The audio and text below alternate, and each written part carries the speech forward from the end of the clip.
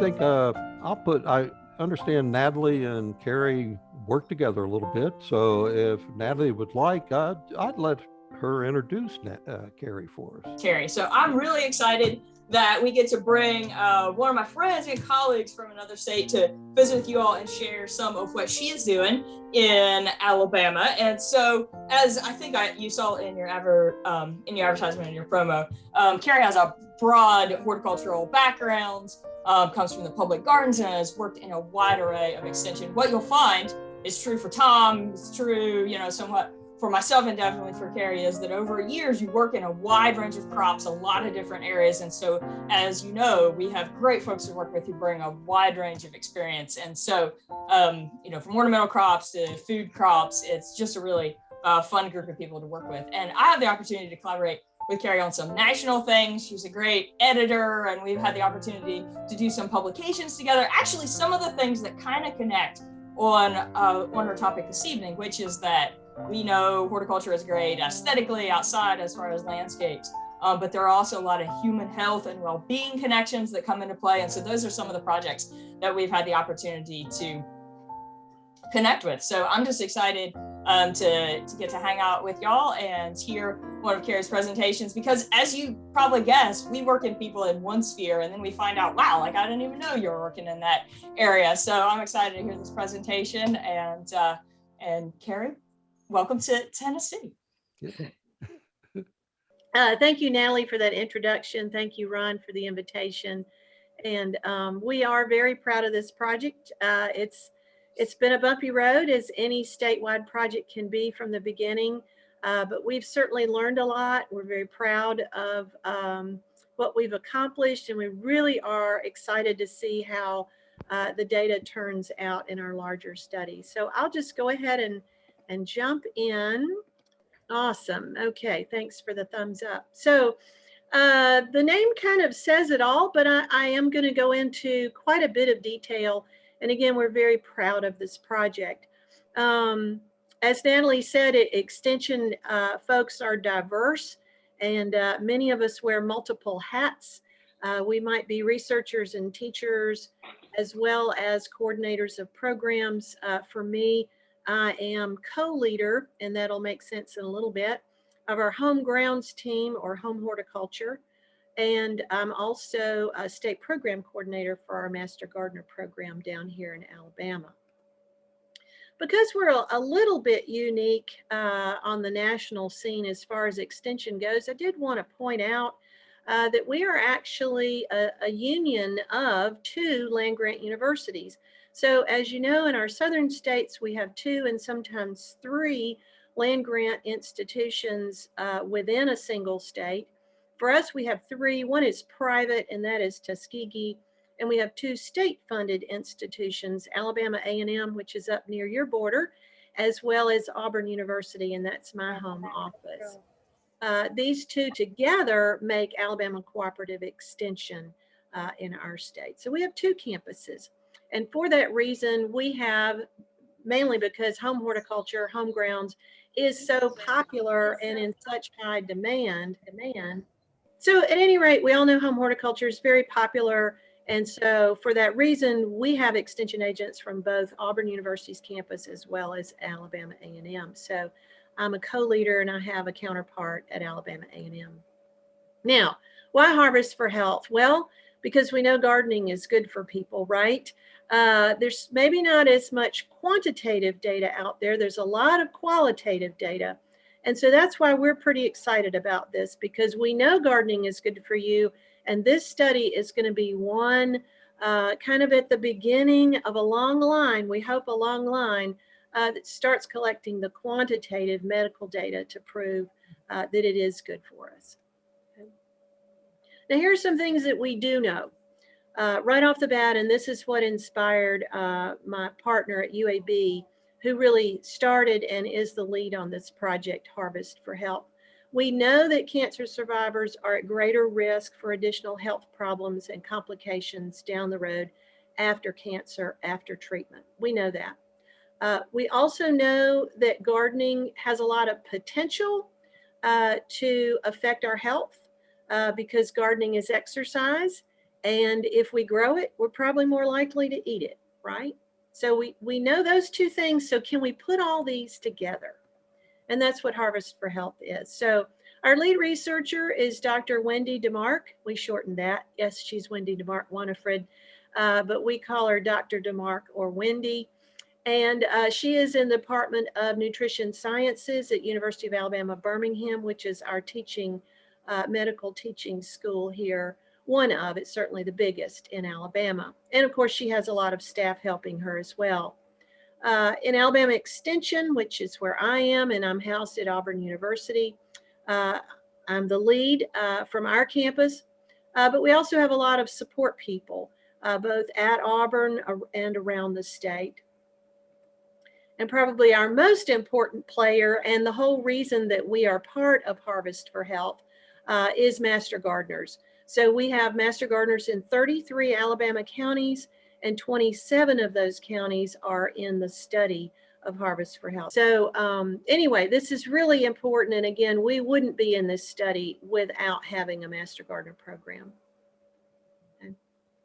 So how's this all come together? I tried to give us an outline that hopefully you could follow, but it really does start at UAB. We can't do this without Master Gardeners, but we also can't do it without cancer survivors willing to volunteer in this research study. So UAB kicks it off. They have parameters. They're looking at people 60 plus, a list of several cancers. And I just sent, by the way, I'll interrupt myself and say, I sent Ron a link from UAB and a link from Auburn that'll give you some additional information if anyone is interested in more reading and some videos that we have. But at any rate, UAB recruits the cancer survivors who volunteer in this study. They have to meet a criteria. They also have to have their physician's permission and several other things to participate. Then once we have that list, it comes to us at Auburn. And Renee is our project coordinator, and she does her best to match a Master Gardener within 15 miles or less than 20 miles radius of that cancer survivor. So here's why we're kind of limited to those 25, 27 counties, because we've got to recruit from two different pools. And if we can't get both to match, then we have complications, right? So everything has to line up from a volunteer perspective. The third thing that happens is a training that's specific for the Master Gardeners. And it's all about giving them plenty of time to ask us questions. So Renee and I go and we train before each study group begins. We want to make sure that they're comfortable with their responsibilities. It is a year-long commitment, and we want to make sure that they have all the tools they need to feel comfortable, know who their backup plan is, et cetera, be familiar with the study because of that. And we have a lot of Master Gardeners who actually repeat, who'll do it one year and say, wow, this is really great stuff. I want to do it again. Okay. These are their responsibilities. This is what we ask them to do. Again, it is a one-year commitment.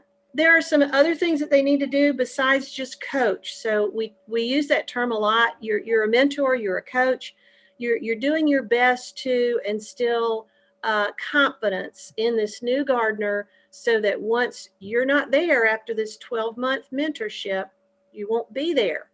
You might call in, they become friends sometimes, and it's fine to contact them, but we need to have that control year where they're not leaning on the Master Gardener quite as much, because we want to see if they'll adopt this life skill and keep gardening, right, long after that 12-month mentorship.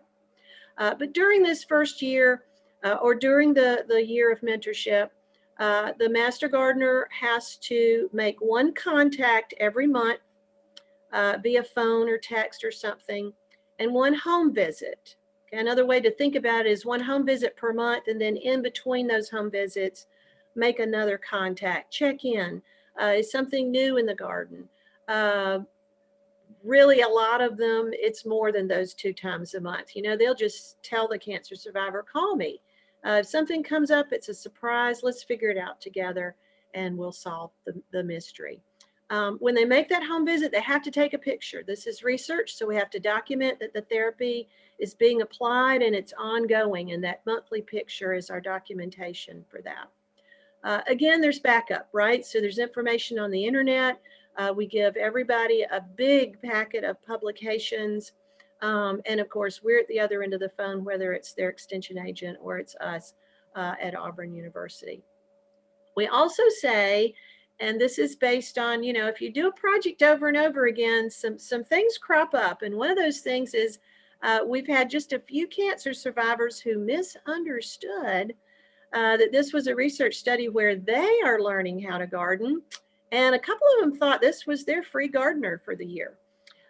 So we nipped that in the bud early on, and we emphasized during training and we emphasized during the meet and greet, which I'll get to next, that this is not the role of the master gardener. They are there to coach and support. Okay.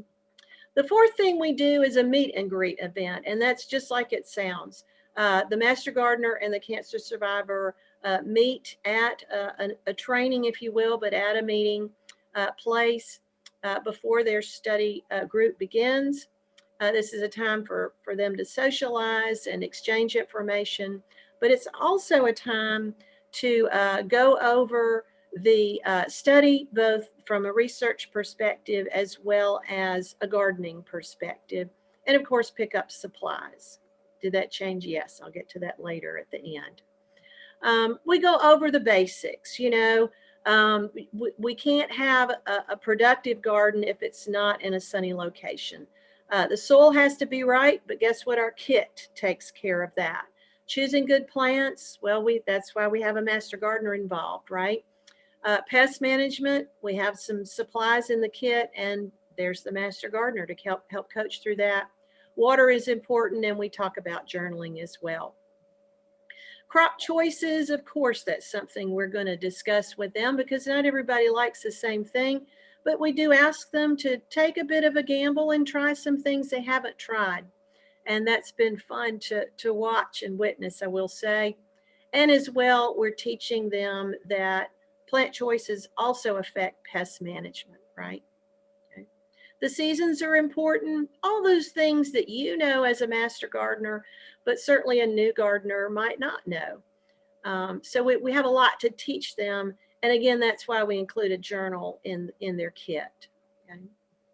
Pest management, go through the whole shebang there, but just hitting the highlights of it when we do our meet and greet.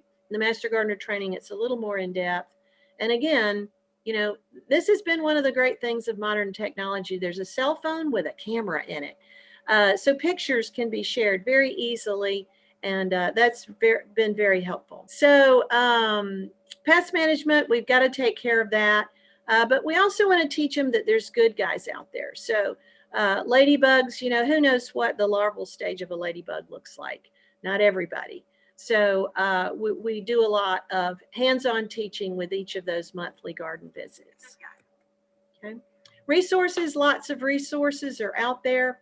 Again, we don't want them to feel like they're on their own. When we're recruiting master gardeners to participate in the study, we tell them that, you know, we're here.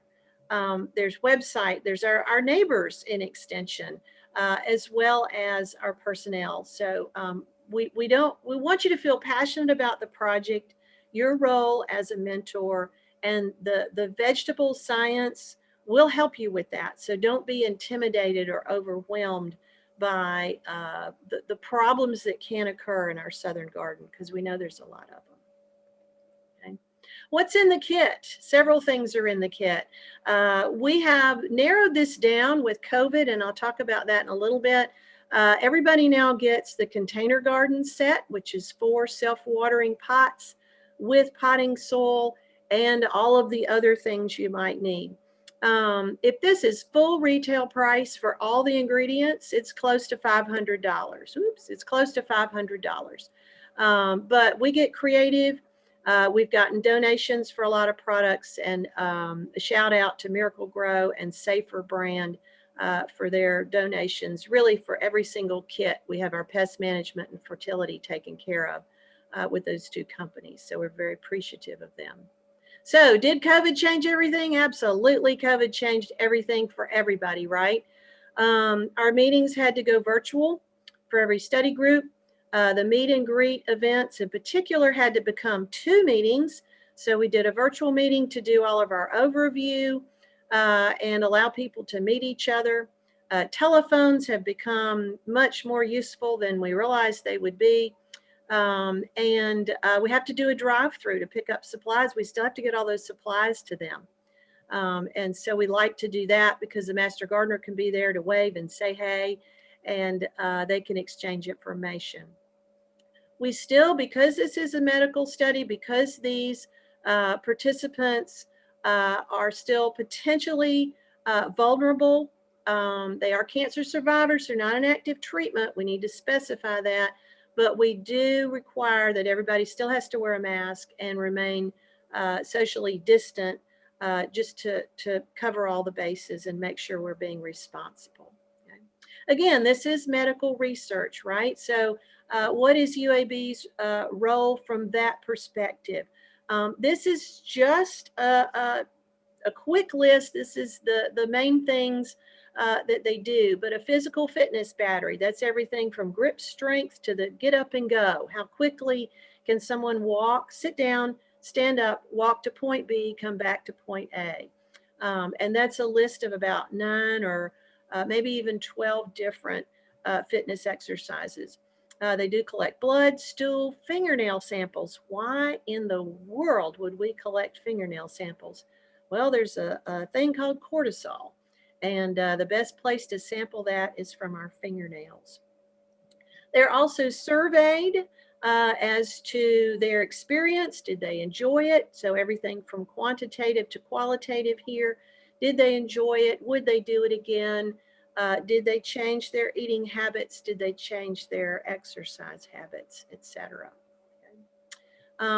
This is done 3 times. It's done before they begin the study, it's done at the end of 12 months, and it's done at the end of 24 months. So this is quite a commitment. And again, the whole reason why I talk about volunteering, it's not easy to get people to volunteer for most anything, and volunteering in a medical trial, it adds extra complications, as you can imagine. But this is our largest study. We did 3 smaller trials starting in 2011 up until 2015. And now we are in our larger study, and it is so we have accumulated 381 cancer survivor participants. So it's a little shy of our goal that was 425, but we feel very confident that this will be a large enough sample to really show that our data means something. Okay. And so here's what we learned from our early studies. This particular set of data is from a study we did with 78 breast cancer survivors in the Birmingham metro area. Okay, so 55% might not sound like a huge number, but if we think about changing someone's health and the health of those 78 people, 55% sounds pretty good, right? Over half did change their fruit and vegetable intake. 38% increased their physical activity with more than equal to or greater than 30 minutes per week. That's significant when we're thinking we need to have a minimum of 30 minutes physical activity per week. 79% improved their senior physical fitness battery. That's huge, huge, because again, we know that that will affect their health post-cancer, all right? 96%, and Wendy loves to brag on this one because human subjects research, it's hard to find people that feel really good about what they did. 96% said, yes, this was so great, I would definitely do it again. And I love this next one. 85% were still gardening after the 12-month mark, which means at the 2-year mark when they were surveyed, 85% were still gardening. And looky here, almost 40% added onto their garden. They added a new container. They built a new raised bed. They did an in-ground bed. And so for us in horticulture, those two numbers really get us excited. Okay.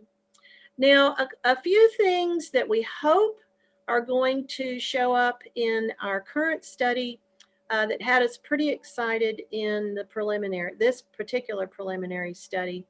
And that is that these healthy aging markers like IL-6 and telomerase and a few others, the fingernail sample, the cortisol, these were slightly elevated, and the telomerase was quite a bit elevated.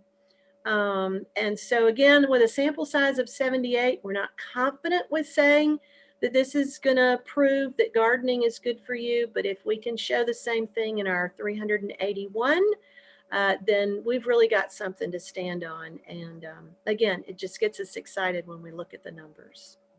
Okay. I must have clicked. There we go. Just one of the surveys, and to show you, did this garden exercise, having it in your backyard, did it motivate you to do something else? And a lot of folks said yes. Okay. What was some physical activity that you were encouraged to do as a result of maybe feeling better? Some of these participants said that having that daily get out and go to the garden, we encourage them to go daily because they need to scout, right? But here are some extra things that they did. Walking is certainly predominant, but I think it's impressive that they also got out and learned how to do other things in the yard, other yard work. Okay. And here's some testimonials. These are always fun to share. These are from Master Gardeners. And in a nutshell, it's that it inspired them too. So Master Gardeners already love gardening, right? You know that. You're in Master Gardener. You came to Master Gardener because you love gardening. And you've stayed in Master Gardener because you continue to find a new passion for gardening. And this really inspired our Master Gardeners to feel even better about gardening and to see how someone responds when they're learning something new. It doesn't matter if it's a 4-year-old, a 16-year-old, or an 80-year-old. Okay, so this was inspiring to them. And I love this quote. Lenora, have to give a shout out with her name, but she's a Master Gardener that's been helping us since 2011. Okay, so she really is passionate about this, and she remembered this quote, and we use it all the time, over and over. What can seem so simple in sun, soil, water, and seed can be a miraculous, life-changing point.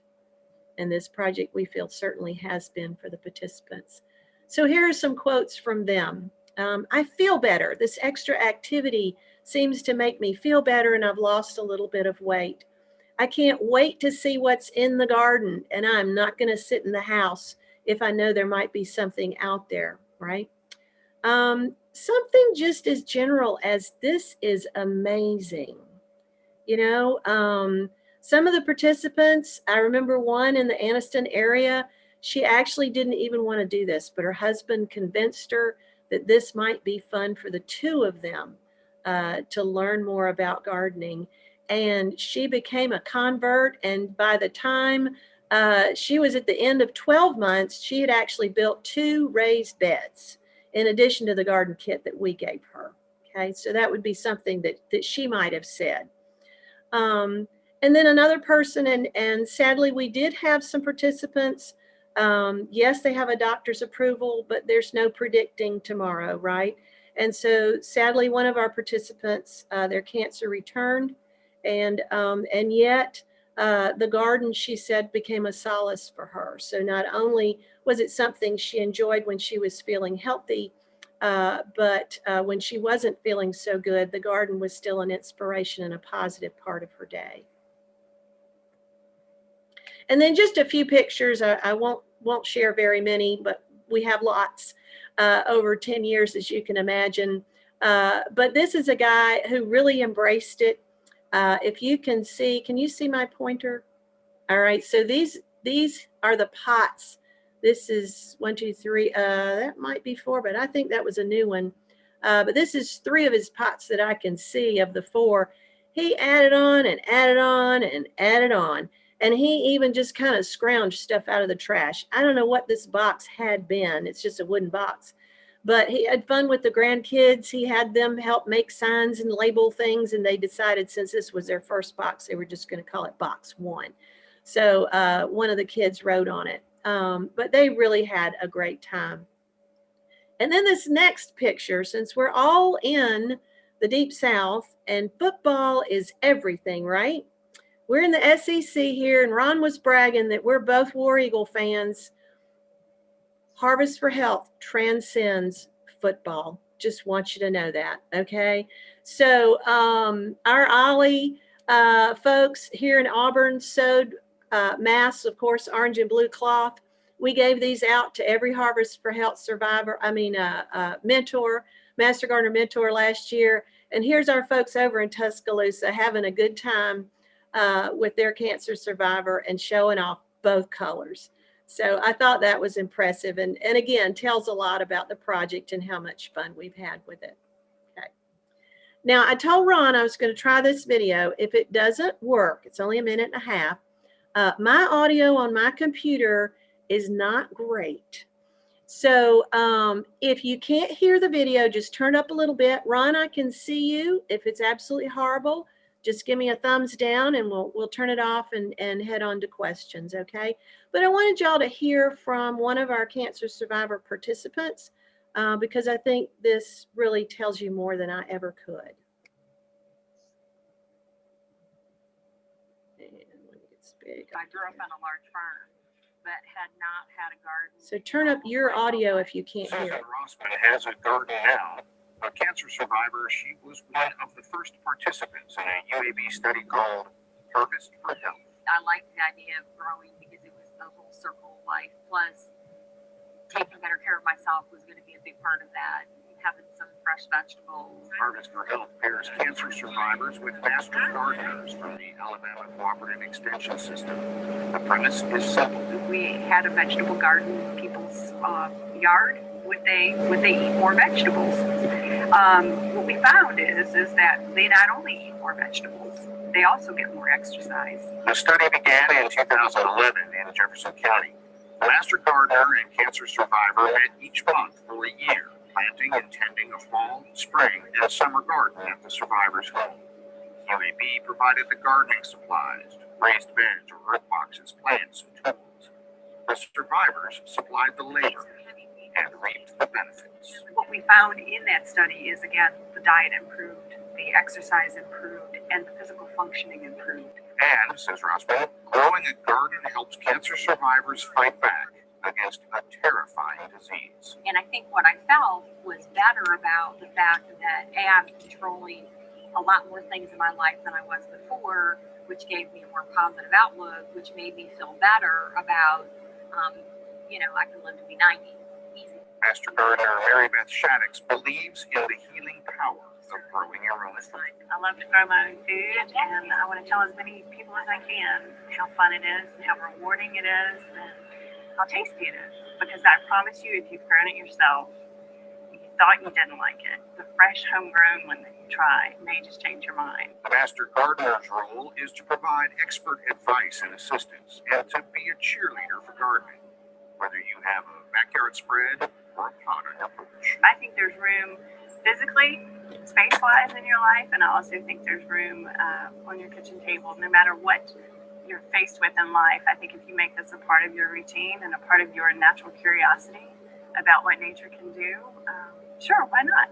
Encourage everyone to try this. With support from the Community Foundation of Greater Birmingham and the National Cancer Institute, Harvest for Health is now recruiting cancer survivors and master gardeners from across Alabama, from Coleman to Montgomery to Mobile. In 10 years, what I would really like is if we had a program that was sustainable on a national level. Rossman is not part of the study any longer, but she has kept her garden going. The simple act of growing something has had a profound impact. I think that cancer can be the worst thing that ever happened to you, or it can be a life-changing event that you do something with instead of letting it do something to you. I think if every cancer survivor that wanted to could do something like this, it could change the way they look at everything. I hope that sums it up for you. Good morning and welcome Kerry, Yeah. yeah, uh, I mean, it's inspirational, and I mean, a privilege that I guess you got to help with this. I mean, my wife is a cancer survivor, and I'm sure everybody's been touched by it, and it's nice to know that there's ways to make you feel better, yeah, those types of things. So Yeah. Yeah. that's great. Exactly. Well, any questions? I'm happy to answer a few. I don't know how much time. I do have one. You're working on the larger program. When is that to be completed? It was originally scheduled to be completed next spring, but next spring, it was this spring, but with COVID and trouble with recruitment, again, it's human subjects, but then COVID really hindered our recruitment. With the last study group, we got a no-cost extension, so we will actually be finishing this up in spring of 23. Mm-hmm. And then what, take a year or so to analyze data, or?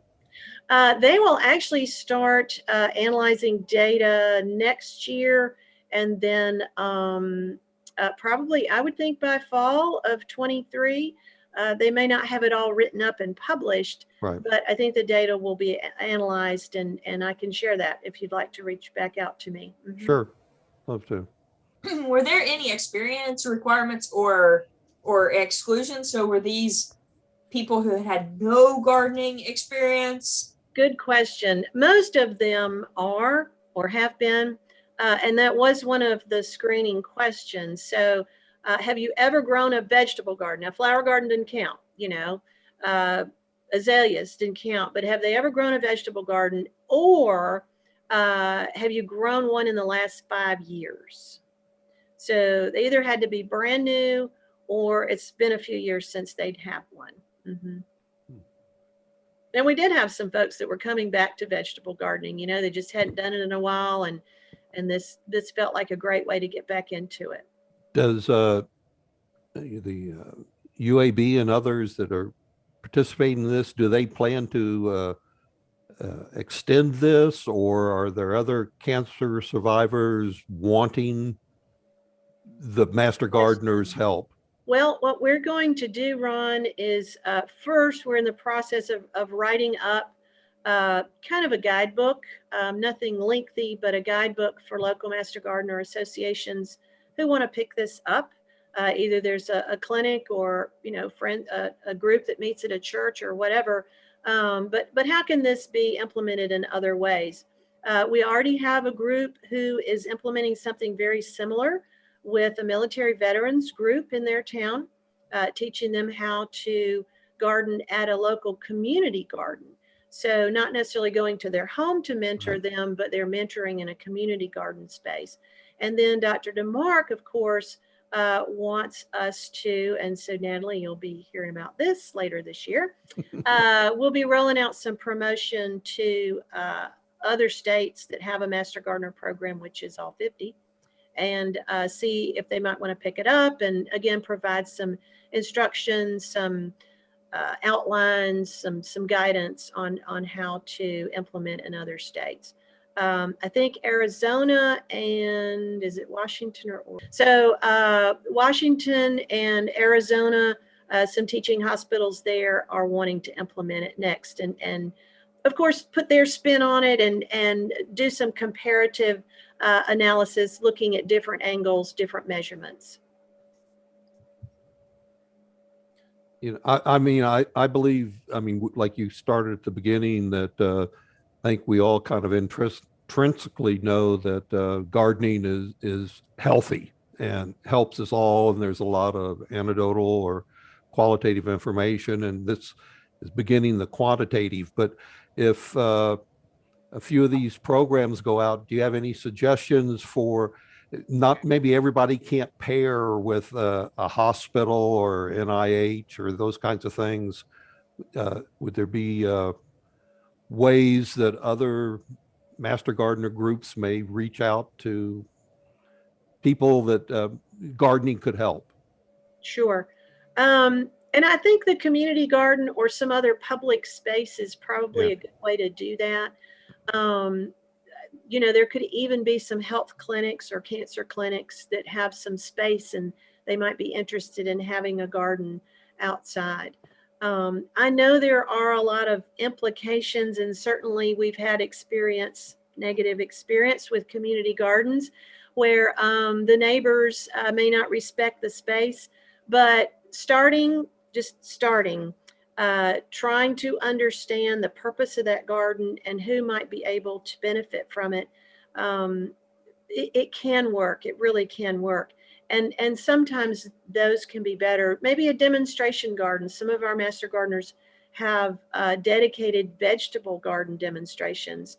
And we will probably be implementing something at one of those this year or next. So yeah, I think there's lots of ways, or even start it from a workshop, where master gardeners and or extension agents together maybe are doing an at-home vegetable garden workshop, and then kind of promote the idea. Hey, we know this is good for your health. Do we know anybody, a neighbor, a friend, a family member who's having some health issues, and this might be good for them, Yeah.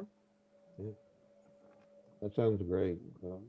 I got a question, Kerry. I was wondering of your containers. It seems like those 3 containers that you give to each participant, is that the biggest cost?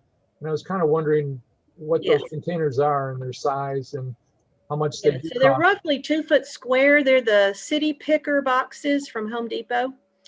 We started out with earth boxes, and I didn't say this, but they were not quite as generous as Scott's and Safer. And the budget is what it is, and grants never give you 100% of what you ask for. So we had to go economy. But we have been pleased with these self-watering containers. They get 4 of them. The raised bed was a 4x8. Again, we get those from Home Depot, but full retail price. So on a smaller scale, we were a big scale. So maybe that's what overwhelmed them when we asked for support, even partially. But, if you were trying to put together a community garden, I bet Home Depot might donate, 5 of these or 10 of these or 5, and then maybe some lumber to build 5 more. Who knows? But that was our biggest expense. Yeah, the 4 patio boxes together is like $120, I think. And then the potting mix is $8 times 8. So yeah, that is the biggest expense. And then the soil. So if they did a raised bed, so this is why we switched with COVID and having to compress everything and do a drive-through for pickup of supplies. The budget was running thin anyway. Delivering soil for a raised bed was sometimes costing us $150, $180. Because, it's not the soil you're buying, it's the gas that goes in the truck and the guy driving the truck, right? So, and the grant's supposed to pay for it. I mean, that's the way we wrote it up. But yes, that was our biggest expense, Tom. Thank you. Kerry, did you ever have a issue with surplus vegetables? Because you're dealing with cancer survivors. They don't eat that much, and they're probably growing a lot more than they could eat. What do they do with the excess? I don't know that too many of them had excess. Maybe if they were living alone, that was a situation. But the stories that I've heard, Carlton, it was neighbor to neighbor thing. So another thing we love about gardening is how it connects people, right? And so that socialization that a lot of us need, and especially when we're in a compromised situation, sometimes we become reclusive. And we noticed that the socialization with the Master Gardener monthly visits was of benefit to the cancer survivor, and it encouraged them, those who were feeling a little isolated. Guess what? I've got some extra squash next door, neighbor. Hey, I've never met you before. Knock, knock, knock. Would you like? I'd love to share. Or I can pull up. Yes, I was curious. What other metrics do you use to evaluate the survivor progress? I mean, from a physical point of view, are you looking at blood pressure? You're looking at certain electrolytes or blood volume, blood? I think they did take blood pressure. I don't remember that she talked about electrolytes. To follow that up, are you looking at any mental health adjustments or any evaluations based on depression or anxiety? How does that, or do you measure anything with that for the study, I mean? Right. I don't know that they asked some of those specific questions you just listed, but the enjoyment of it, did you enjoy the visits with your master gardener? Do you feel like you felt better after a year of gardening compared to prior to gardening? But most of the data they took is what I listed. So the physical fitness battery, the age markers, IL-6, telomerase, cortisol, and then consumption of fruits and vegetables, and how often or how many minutes per week did they exercise. Because we know those two things, the food that we eat and our physical activity are just tremendous in affecting our health, right? And so someone who has a health compromise, those are going to be our go-tos to see if that's having any effect on these people.